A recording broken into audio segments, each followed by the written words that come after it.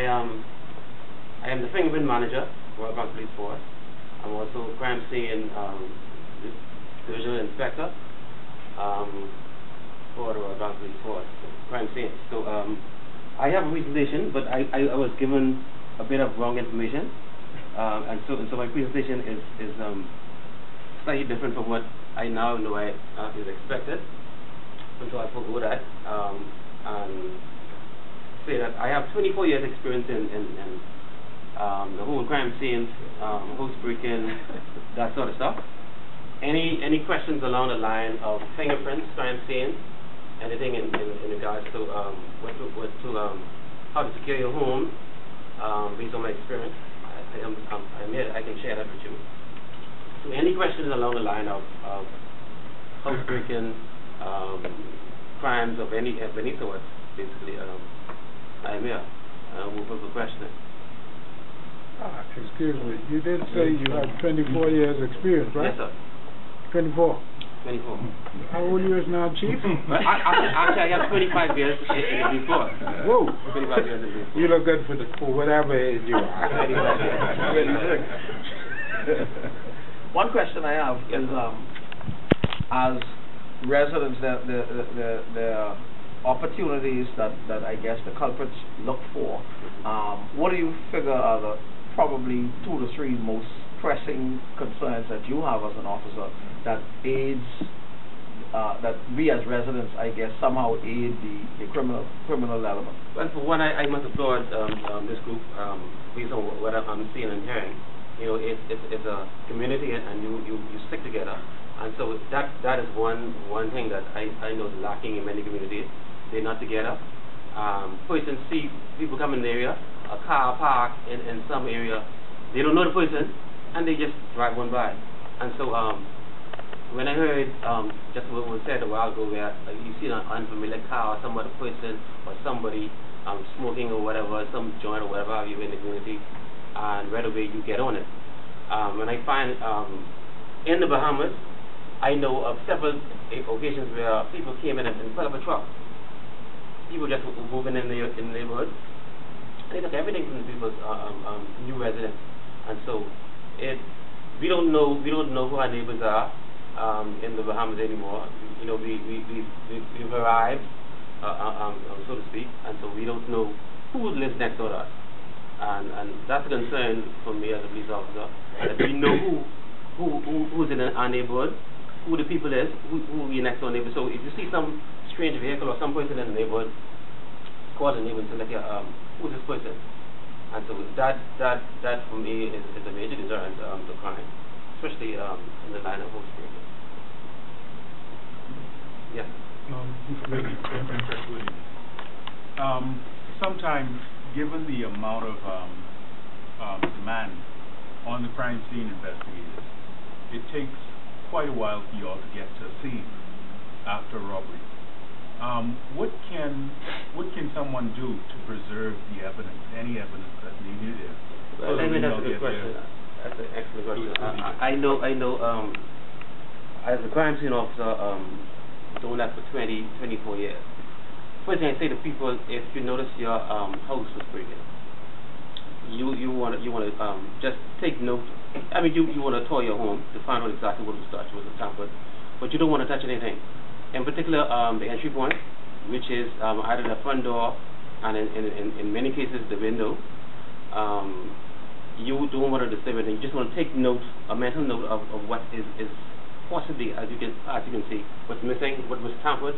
As simple as a glass of water or some can that you left maybe in your cabinet that you notice that the culprit may have drank from. You want to leave that. You want to preserve that. And so we can definitely get fingerprints from those types of services. Some table, an object of this sort, laptop, computer, anything of sort. Definitely the walls, depending on how the impression was left. Either in some grease or in some blood or some of that sort, you can get fingerprints and you see it. But we can't process like a wall and clothing. Those stuff you can't really get fingerprints off. But anything else, any hard porous surface, you can get fingerprints off. And particularly if you're a person who really regularly clean your home, dust and so on, you can basically see the impression left there. Let's say you come across a car break-in 11 o'clock in the night. You're probably not going to get there until 9 o'clock, 10 o'clock the next morning. In most cases. Is there any way that we can cover that vehicle to prevent the draft from... You don't need to cover it. You don't need to... You don't need to cover it because you can have a heavy downpour of rain, and you can still get marks on the car because the pigment impression it's a secretion that's left behind, and in some cases in many cases heavy secretors you'd have different makeup chemical in the sweat itself, and so you can the day or a couple of days after get some good impressions from that. You don't need to necessarily get all excited and cover it up. And so if you want to, we can do that, but it's not necessary. Now, if you have a really heavy downpour of rain, that's a different story. But just a light rain, you can still get impressions from that. Even with dust blowing and, debris blowing in the air? But if you have a heavy buildup of dust and so on, that probably may damage the mark, if any, that was there. But just a regular day, you can get a good set of impressions from it. Myself, we have gotten identifications of coconuts, a number of items, any smooth porous surface you can get a good set of fingerprints. You can even get fingerprints of an individual. Let's say some mugger or some rapist or whatever you got to be comes in your home and sort of leaves some attack somebody. You can get a good set of fingerprints from skin as well. From time to time, people are frustrated with the response of the police, but not so much the immediate response as much as ongoing information on where we are. Like something could happen and the police come and they do all of their work and nobody ever contact them and say, well, this is where we are, or we found nothing. Why is this, is it just left to the individuals to say, well, if I don't hear from the police, then everything is fine, or you don't know anything?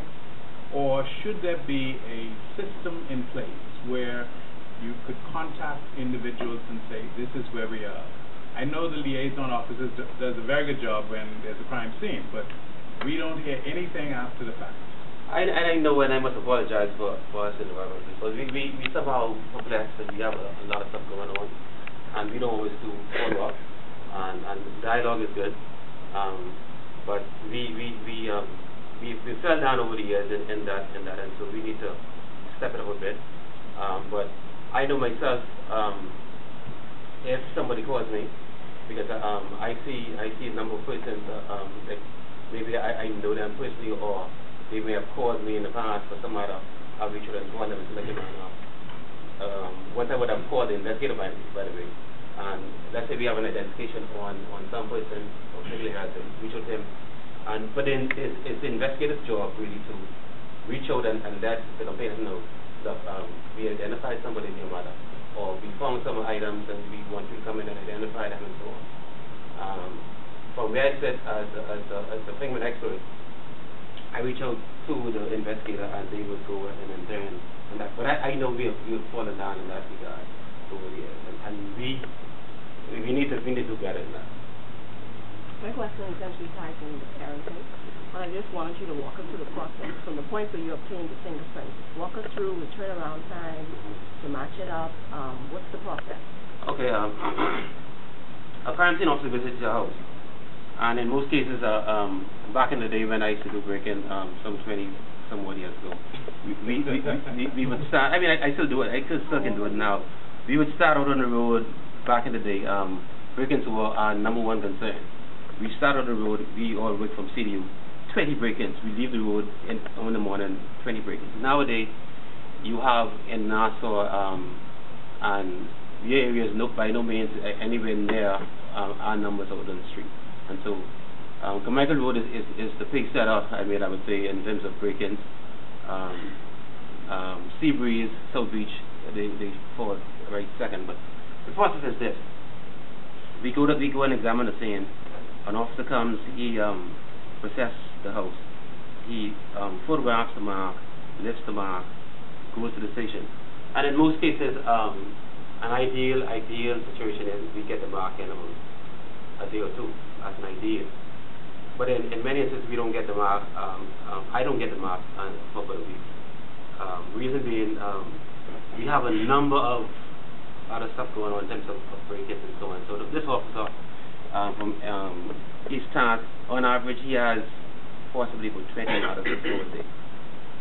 And so he has to go through, once he would have leave your house, he goes back to his office and he has to pull back his voice, lifts it, write up his matters and so on.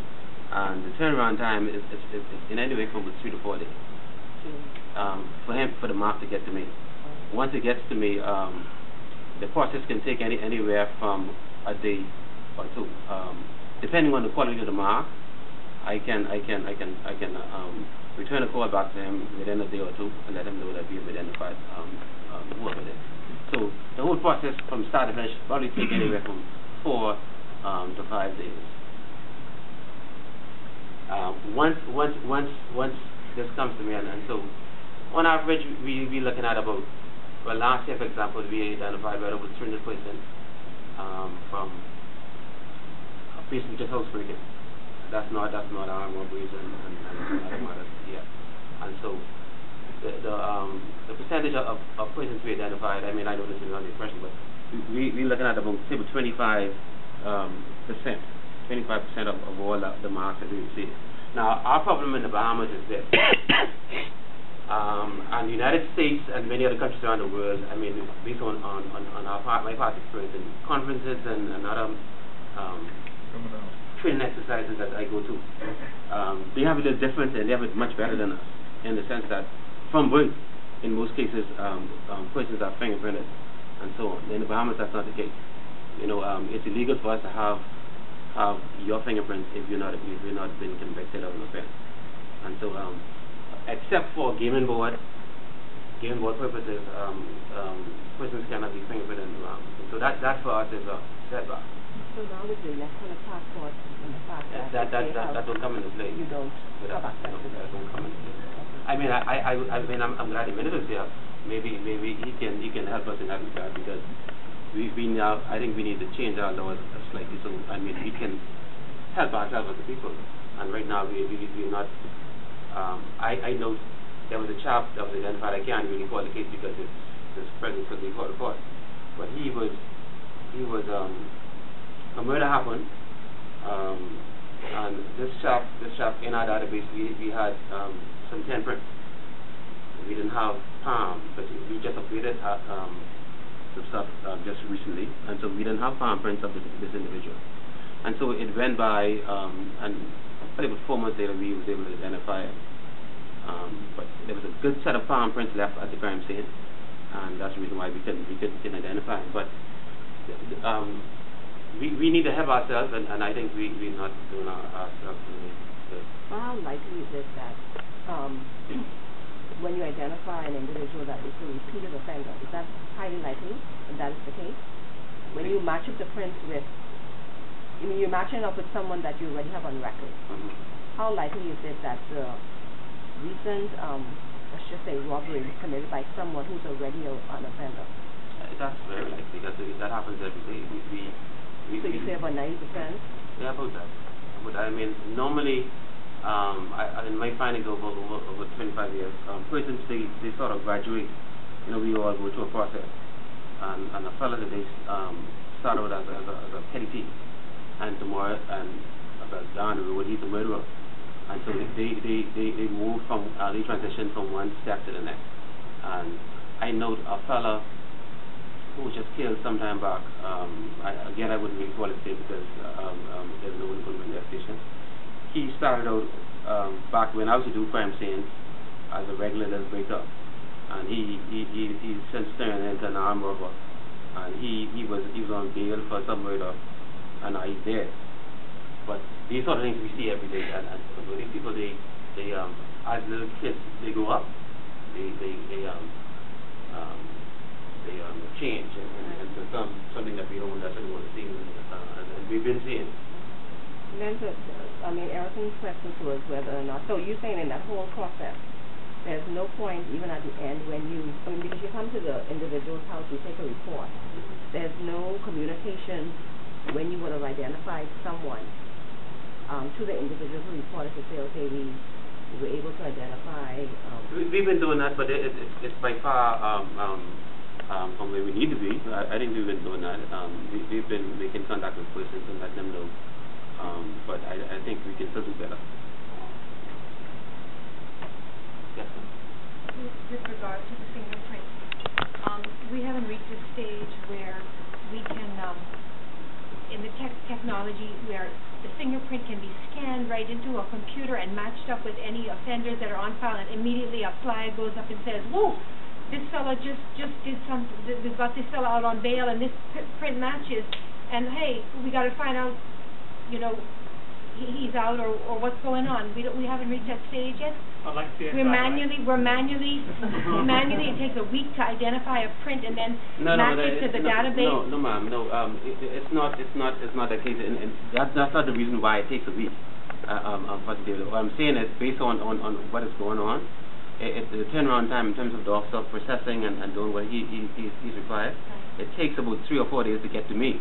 So what is it? More manpower is needed. More people taking prints are needed, or what's needed for the turnaround time? It's a workload. It's a workload for the most part. It's a workload, and so an officer has a number of matters. Back in the day, like I said to you, when I used to do it some 20 odd years ago, I leave the office with 20 matters. Today, that's not the case. In many instances, you have about 8 or 10 officers around Nassau doing those break-ins, but each one of them have about 30 or so matters that he's dealing with on average. It will take, depending on the day of the week it is. Time is of the essence. I mean, if you've got someone who broke in and then is trying to you know, say it was a serious matter and get off the, I mean. But I mean, based on your question though, I mean, we're not doing it manually anymore. No, we're not. But what you see on CSI Miami and so on, and I'm just saying, would you see on CSI Miami in terms of you get a fingerprint, you plug it in, and it shows you a picture and the address and all this sort of stuff of persons that picture. That doesn't happen. So someone like myself will still have to go in there, manually look at those, and narrow it down to an individual.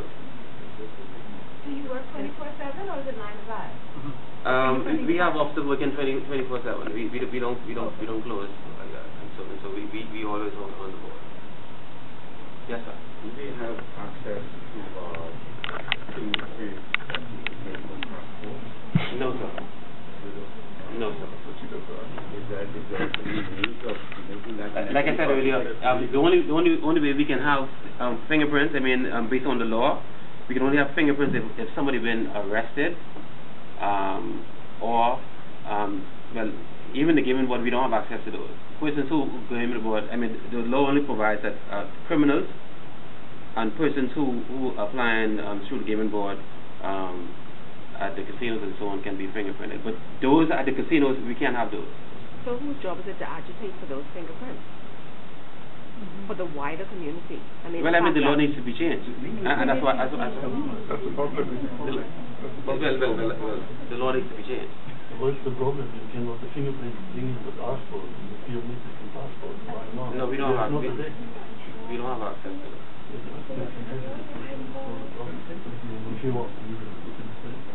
Yes, sir. If I may add to the same question, because I don't think I heard the answer that I think maybe Wendy or Karen was asking. Let's say somebody's house gets break-in today. Yes, sir. The officer comes today, he takes the print. It takes 3-4 days to get to you. On average, that's not the case in every instance. Okay, let's say 2 days, 1 day, let's say. Whenever it gets to you, you put your signature or whatever you need to do, and you send it out to wherever you need to send it. Does that print have to go through 20,000 files that you all had up in a box for 10 years? No, sir. Or does it go into a computer, or no. do you sit back and wait to say, we think we just picked up the guy for this break-in? How do you identify this print? Do you go through files of people that have previous records for, like, say, 10,000 people that you got on file, or do you start looking for some fresh individual? How does that come? Because I had a situation where they tried to get my house 3 years ago, and I've been calling all the time. You got anything yet? You got anything yet? Nothing. They can't tell me whether they looked through the files. They couldn't tell me if they found somebody. They couldn't. So I want to know: when you get a print, do you go through all the files to see if that print matches anything on the 10,000, 12,000, 15,000 people y'all got on file? Or y'all run a fresh print in the computer to see if it comes up with anybody, or y'all sit back and wait to figure, hey, maybe this guy been in that house, let's pick him up and check him out. No. How does that work? That's not an odd way. We have approximately about 60,000 criminals on file. I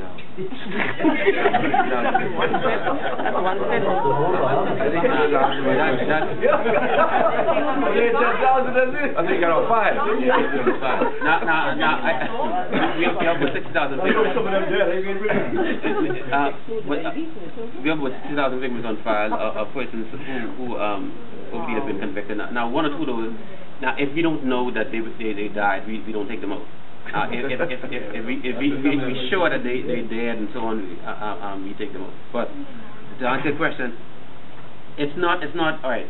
Once I put a fingerprint in the system, right? Once I put a fingerprint in my system, it doesn't come with the system unless it's identified. Now, let's say I put a mark in from your house break-in in the system, right? It stays there.